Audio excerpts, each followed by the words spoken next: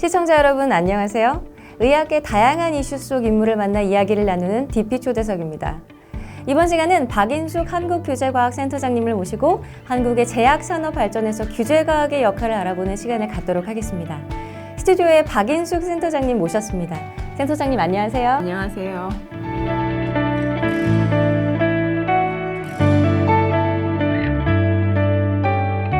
자, 먼저 한국규제과학센터에 대한 간단한 소개를 부탁드릴게요. 네, 먼저 이렇게 초대해 주셔서 감사합니다.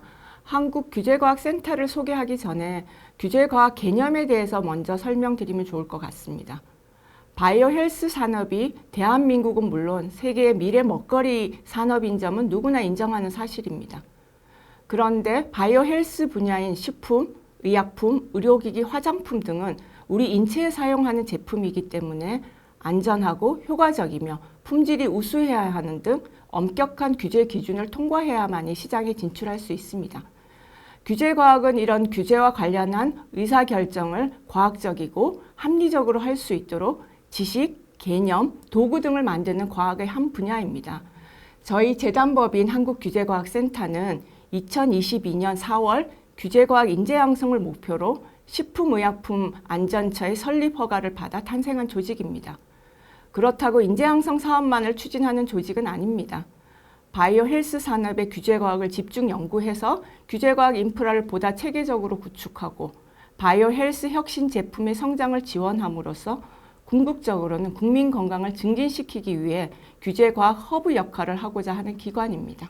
자, 규제과학이라는 개념이 아직 한국에서는 생소한데요. 규제과학이 무엇이고 또 왜 필요한가요? 규제과학은 완전히 새로운 개념은 아닙니다. 넓은 의미로는 규제가 필요한 분야에서 의사결정을 내리기 위한 지식, 개념, 도구 등을 만드는 과학 분야를 이끌고 있는데요. 식품, 의약품 분야뿐만 아니라 보건, 환경, 산업 등 여러 분야에서 지금 사용되고 있는 개념입니다. 식약처는 규제과학 혁신법으로 칭하는 식품, 의약품 등의 안전 및 제품화 지원에 관한 규제과학 혁신법에서 규제과학에 대한 정의를 담고 있습니다. 우리나라뿐만 아니라 미국, 유럽 등 해외 주요 국가들에서도 각각 규제과학을 정의를 하고 있는데요. 핵심 메시지는 유사합니다. 규제과학은 현대의약품 그리고 및 바이오의약품 산업에서 매우 중요한 역할을 합니다. 바이오 헬스 분야 제품의 경우에는 반드시 안전성과 유효성 그리고 품질을 보장해야 되고 그리고 국제적인 규제와 표준을 준수하는 것이 매우 중요합니다. 글로벌 바이오 헬스 산업의 발전과 혁신적인 미래를 위해서는 국제 협력을 강화하는 것도 중요한데요. 이를 위해 규제과학이 필수적이라고 생각을 하시면 될 것 같습니다. 저희가 지난 코로나19 팬데믹을 겪으면서 바이오 헬스 분야 제품이 신속하게 시장에 진입할 수 있도록 하는 규제 환경에 대한 요구가 매우 커져 있었고 또 4차 산업혁명 시대에 첨단 정보통신 기술과 그리고 바이오 헬스 산업의 어떤 융합으로 인해서 식품과 의료 제품의 연구 개발 그리고 생산 환경이 급격하게 지금 변화하고 있습니다. 이런 점에서 규제과학의 필요성을 강조하게 되는 배경이라고 생각하시면 될 것 같습니다. 규제과학을 기반으로 한 안전관리 체계를 조금 더 강화하고 선제적으로 예방적인 안전관리 시스템을 구축하는 것을 중요하게 생각하는 것이 최근에 우리나라뿐만 아니라 국제적인 흐름입니다. 식약처 역시 바이오 헬스 혁신 제품이 신속하게 제품화되고 그리고 국민의 생명, 건강, 안전에 효과적으로 확보될 수 있도록 규제과학 역량을 강화하고 그리고 연구를 확정하는 일을 중요시하고 있습니다. 그렇군요. 요즘 같은 시대에 꼭 필요한 과학이 아닌가 싶습니다. 자, 한국규제과학센터의 주요 사업에 대해서 소개해 주시고 올해 특히 주력하고자 하는 사업에 대해서 말씀해 주시기 바랍니다. 네, 저희 한국규제과학센터의 추진 사업은 크게 4가지입니다. 첫 번째 사업은 바이오 헬스 규제과학 분야의 민간 인재 양성을 위해 허브 역할을 하는 플랫폼 구축입니다. 이미 국내 규제과학 인재양성 대학원 8개 학과를 식약처가 지정을 했습니다. 그래서 2025년까지 600명의 대학원생들을 배출하는 것을 목표로 하고 있습니다. 이들 학과를 중심으로 의약품 개발과 시판 후 관리까지 의약품 전주기에 대한 법적, 과학적 지식을 갖춘 규제 업무 및 규제과학 전문가 석박사생을 배출할 수 있도록 저희 센터가 지원을 하고 있습니다. 그리고 두 번째 사업은 규제과 허가심사 인력의 역량 강화입니다. 최신 기술이 급속하게 지금 발전을 하고 있기 때문에 이에 대한 규제 대응 역량을 상시적으로 강화를 해야 합니다. 이를 위해서 허가심사 인력을 대상으로 하는 전문 특화 교육을 식약처로부터 위탁받아 지금 운영하고 있고, 또한 교육 과정 개발뿐만 아니라 교재 개발도 지금 하고 있는 중입니다. 세 번째 사업은 규제과학 연구를 통한 정책 지원입니다. 저희 센터는 국내외 정책 연구 동향을 모니터링해서 정기적으로 보고서를 발간하고 있습니다. 그리고 R&D, 국가 R&D 사업을 대상으로 초기 단계에 기술과 규제 정합성에 대한 컨설팅 서비스를 지원하고 있습니다. 이 외에도 국내외 전문가 세미나, 포럼 등 토론회장을 마련해서 규제과학에 대한 인식을 조금 확산시키고자 노력을 하고 있습니다. 그렇군요. 정말 많은 일 하십니다. 네 번째는 규제과학 파트너십 강화입니다. 글로벌 규제과학 전문가 네트워크를 구축하고, 그리고 규제과학 산, 학, 관련 협의체를 저희가 운영을 하고 있습니다. 국내 규제과학 신진 연구자들이 해외 교류와 같이 업무 협약을 맺은 저희 국내외 유관 기관들과 협력 사업을 진행하고자 합니다. 올해는 지난해 교류를 시작했던 여러 해외 기관들과 규제과학 신진 연구자들의 교류나 그리고 현장 연수와 같은 글로벌 협력 사업과 그리고 산업계와의 소통을 조금 더 확대를 하고자 합니다. 그래서 규제과학에 대한 인식을 더 확산하고자 하는 계획을 갖고 있습니다. 데일리팜은 올 초 제약바이오 기업 CEO 53명을 대상으로 설문조사를 진행했습니다. 여기서 제약바이오 산업 규제를 긍정적으로 평가한 응답은 53명 중 4명에 그쳤습니다. 반면 부정적 평가는 22명, 보통은 27명이었습니다. 전반적으로 부정적 평가가 우세한데 규제과학 전문가로서 정부와 산업계 간 규제 인식의 괴리에 대해서 어떻게 보시나요? 규제 인식에 대한 정부와 산업계 간 괴리는 여러 요인으로 의해서 발생할 수 있다고 생각을 합니다. 무엇보다 규제 인식에 대한 이해 수준에서 차이가 큰 것 같은데, 이러한 차이는 제 생각에는 최근의 일은 아닌 것 같습니다. 정부에서도 바이오 헬스 산업의 경쟁력을 강화하기 위한 여러 제도 개선 등 많은 노력을 하고 있는 것으로 알고 있지만, 현장과의 괴리가 여전하다는 것은 정말 안타까운 부분입니다. 정부와 제약 산업은 각각의 관점과 목표가 서로 상이한 것 같습니다. 정부는 공공의 안전과 보건을 보장하고 이를 규제를 통해서 달성하려고 합니다. 반면에 제약 산업은 혁신과 경제적인 이익을 추구합니다. 이러한 차이로 인해서 규제 인식의 괴리가 발생할 수 있습니다. 정부와 제약 산업 간의 소통 부족이 또한 규제 인식 괴리를 야기할 수 있다고 생각을 합니다. 따라서 이해 관계자들이 함께 대화하고 협력함으로써 각 이해 관계자들의 목표와 그리고 우려하는 바를 서로 이해하고 공통된 목표를 달성하는 것 또한 한 방안이라고 저는 생각을 합니다. 특히 규제 프로세스가 불투명하거나 그리고 예측이 어려운 경우에 제약 산업 현장은 불확실성을 훨씬 더 많이 겪게 될 것이고, 그렇게 되면 규제에 대한 인식의 괴리가 더욱 심화할 수 있을 거라고 봅니다. 따라서 규제 프로세스의 투명성과 예측 가능성을 높이는 것 또한 중요합니다. 이러한 괴리를 해소하기 위해서는 정부와 제약 산업 간의 협력과 소통을 강화하는 것이 중요합니다. 상호 간 이해를 도모하고 협력할 수 있는 플랫폼을 마련해서 괴리를 최소화하고 공통된 목표를 달성하는 것이 필요한데, 저희 센터에서는 지난해 오피니언 리더를 중심으로 규제과학 채시라는 프로그램을 운영한 바가 있고요. 그리고 산업계의 재직자들을 초대해서 교류회를 마련한 바 있습니다. 올해는 이런 플랫폼들을 조금 더 확대 운영을 해서 어떤 소통의 장을 저희 센터가 조금 더 중심이 돼서 마련할 계획을 갖고 있습니다.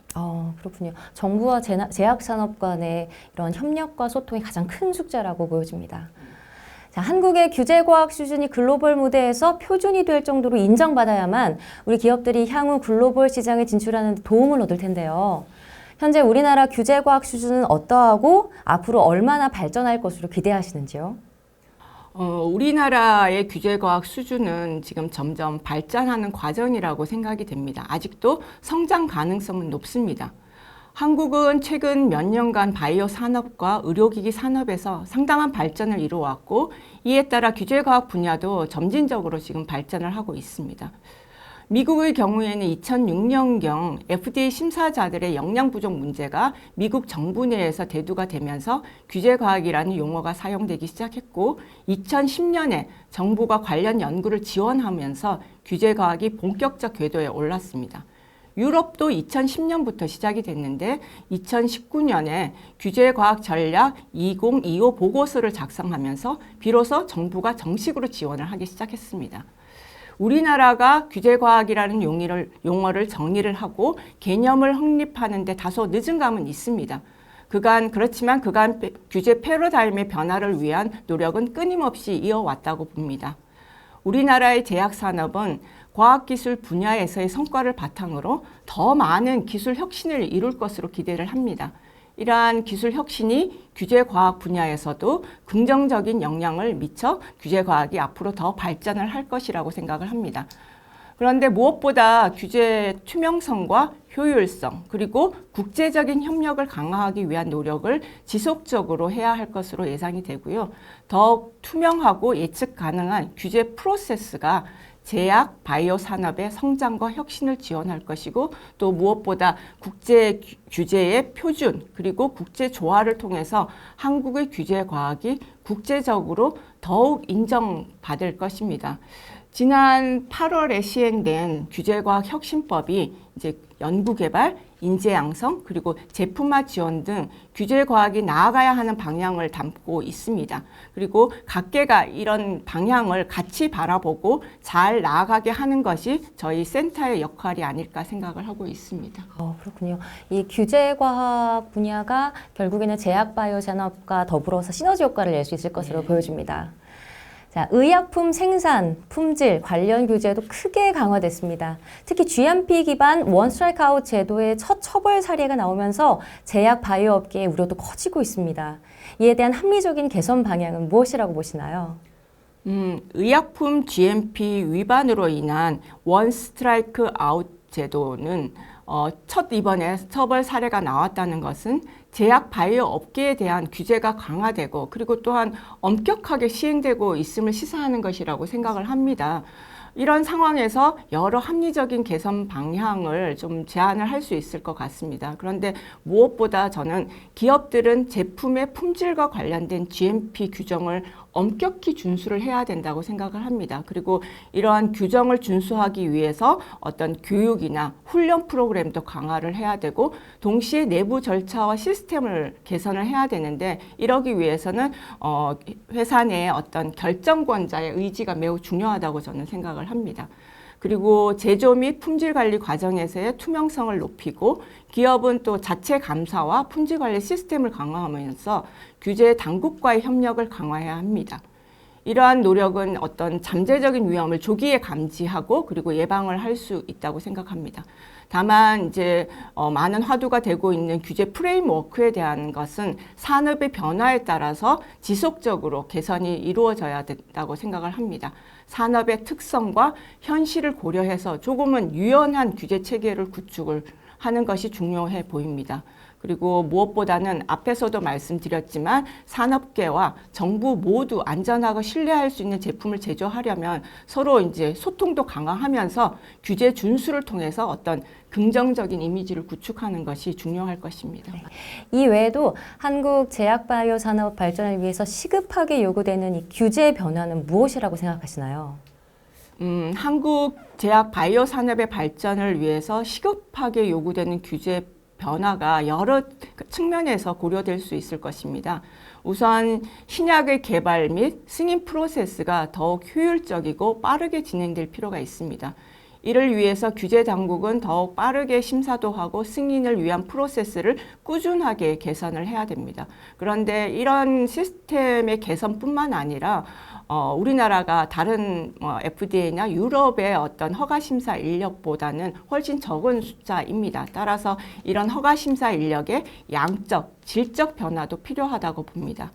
또한 2021년 식약처가 허가심사 인력 기준으로 보면은 FDA의 35.3배, 그리고 유럽 EMA의 17.5배, 그리고 일본 PMDA는 2.5배 정도 훨씬 더 많습니다. 그런데도 허가 기간은 우리나라가 정말 짧습니다. 그만큼 허가심사 환경에 많은 애로사항이 있습니다. 그래서 저는 허가심사 인력에 대한 어떤 양적, 질적 변화가 정말 필요하다고 생각을 합니다. 그리고 또 최근에는 이런 인력 문제 이외에 새로운 이슈들도 발생을 합니다. 신기술의 등장으로 인해서 기존 허가심사 모델에서는 참고할 수 없는 새로운 제품들이 이제 개발이 되고 있어서 첨단 기술에 의한 규제과학 역량에 대한 도전을 받고 있습니다. 인공지능과 디지털 헬스케어 기술은 제약 바이오 산업에서의 어떤 혁신적인 변화를 가져올 수 있기 때문에 이러한 혁신 기술을 적극적으로 활용을 하려면 규제 체계가 기술 변화에 조금 더 적응을 해서 유연성을 발휘할 필요가 있습니다. 마지막으로 좀 더 얘기 드리고 싶은 거는 임상시험에 관한 것입니다. 이 임상시험은 신약의 승인에 있어서 매우 중요한 단계입니다. 그런데 여기에도 이슈가 많이 있습니다. 규제 체계가 더욱 유연하고 혁신적인 임상시험 디자인을 좀 허용하고 지원해야만이 제약 바이오 산업의 발전을 촉진할 수 있을 것 같습니다. 이러한 규제 변화들이 효과적으로 이루어질 경우에 한국 제약 바이오 산업은 글로벌 시장에서 더욱 경쟁력을 갖출 수 있을 것이라고 기대를 하고요. 그리고 식약처가 규제 혁신과 함께 글로벌 기준을 조금 더 선도해 나간다면 국내 제약 바이오 산업도 글로벌 경쟁력이 더욱 강화될 것이라고 생각을 합니다. 긴 답변 감사드립니다. 결국 규제과학의 혁신이 이 글로벌 기준으로 일단 선도해 나간다면 국내 제약 바이오 산업도 글로벌 경쟁력이 더욱 강화될 것으로 생각이 되네요. 네, 맞습니다. 네. 선진적인 규제 정착을 위해 제약 바이오 기업들에게 당부하고 싶은 점이 무엇이 있을까요? 규제과학의 중요성은 날로 커질 것입니다. 우리가 지난 3년간 코로나19 팬데믹을 겪으면서 절감을 하지 않았습니까? 신종 감염병이 발생해도 백신과 치료제를 빨리 개발하면서 대응하는 것을 보면 과학기술의 진보 속도가 눈부시게 빠르다는 것을 체감할 수 있었습니다. 신기술로 개발된 제품을 신속하게 사용할 수 있도록 환경을 만드는 그 자체가 국가 경쟁력이 되고 있습니다. 실제로 앞에서도 말씀드렸지만 디지털 기술 그리고 바이오 기술 등을 접목한 다양한 혁신 제품 개발이 가속화되고 있고, 그런데 이러한 규제가 기술의 발전을 따라가지 못한다면 혁신 제품들이 시장에서 빛을 볼 수 없습니다. 그렇게 되면 결국 환자나 국민들이 제때 사용하지 못할 수 있습니다. 규제과학의 중요성은 바로 이 지점에 있다고 봅니다. 이런 취지에서 입법된 규제과학 혁신법을 통해서 식약처가 제도적으로 지원하는 부분이 크게 세 가지입니다. 연구개발 사업 추진, 그리고 제품화 지원, 또한 규제과학 전문 인력 양성, 이렇게 세 가지입니다. 국내 규제과학 발전을 위해서는 규제과학에 대한 인식을 높이고 규제과학 진흥을 위한 기반을 조성하는 것이 필요합니다. 산업계 같은 경우는 규제 당국과 투명하고 협리적인 관계를 유지하면서 품질 및 안전에 관한 정보를 서로 공유하고 협력해서 업계 전반의 표준을 높이는 데 기여를 해야 된다고 봅니다. 아울러 자체 역량을 강화하고 연구 및 개발, 생산, 품질 관리 등 다양한 영역에서 최신 기술과 품질 관리 방법을 도입하는 동시에 지속적인 개선을 해야 합니다. 특히 글로벌 시장의 변화에 조금 더 민첩하게 대응해서 글로벌 표준을 충족시키는 것이 매우 중요하다고 봅니다. 국제 기준 및 표준을 준수하고 그리고 글로벌 시장에서 경쟁력을 유지하도록 노력을 해야 하는데, 이를 위해서는 학계, 산업계 그리고 규제기관 관계자들이 더욱 자주 소통하고 미래 비전을 공유하는 것이 필요할 텐데요. 다 같이 머리를 맞대고 대한민국 규제과학이 발전할 수 있도록 협력해야 한다고 봅니다. 맞습니다. 마지막으로 올해 센터의 목표는 무엇인가요? 또 장기적으로 센터가 나아가고자 하는 방향에 대해서도 말씀 부탁드립니다. 저는 센터에 부임하기 전에 식약처에서 오랫동안 근무를 했었습니다. 식약처에 재직할 때 누구보다도 규제과학의 업무의 중요성을 조금 강조를 해왔었고, 그리고 규제과학에 대한 애정을 갖고 있는 사람 중에 한 명이라고 생각을 합니다. 규제과학센터가 설립될 당시에 규제과학 인재양성을 목표로 출발을 했고, 그리고 인재양성은 현재 우리 센터가 당면하는 가장 중요한 목표 중에 하나입니다. 현재 센터는 규제과학 관련 인재를 양성 중에 있고, 그리고 8개 학과, 인재양성 대학원과 그리고 식약처와의 가교 역할을 하고 있으면서, 여기서 배출되는 규제과학 신진 연구자들이 규제기관은 물론 바이오 헬스 산업의 각 현장에서 규제과학자로서의 역할을 잘 수행할 수 있도록 지원할 계획입니다. 미국 FDA도 규제과학을 지원하기 위해서 규제과학 혁신 우수센터를 지정하고 있는데요. 우리 센터는 최근 이 중에 메릴랜드 대학 그리고 샌프란시스코 캘리포니아 대학과 업무 협약을 체결한 바 있습니다. 앞으로 규제과학 교육 프로그램 개발이라든가 연구, 협력, 그리고 정책 관련 최신 정보 공유, 컨퍼런스 공동 개최와 그리고 상호 강연자를 서로 교류해서 협력을 하게 될 텐데요. 우리 규제과학 인재양성 대학원생들이 글로벌 규제과학 연구 프로젝트에 참여할 기회를 한번 마련을 해보려고 생각을 하고 있습니다. 보다 궁극적으로는 규제과학 센터를 바이오 헬스 산업을 선도하는 글로벌 규제과학 전문기관으로 성장시키겠다는 포부를 갖고 있습니다.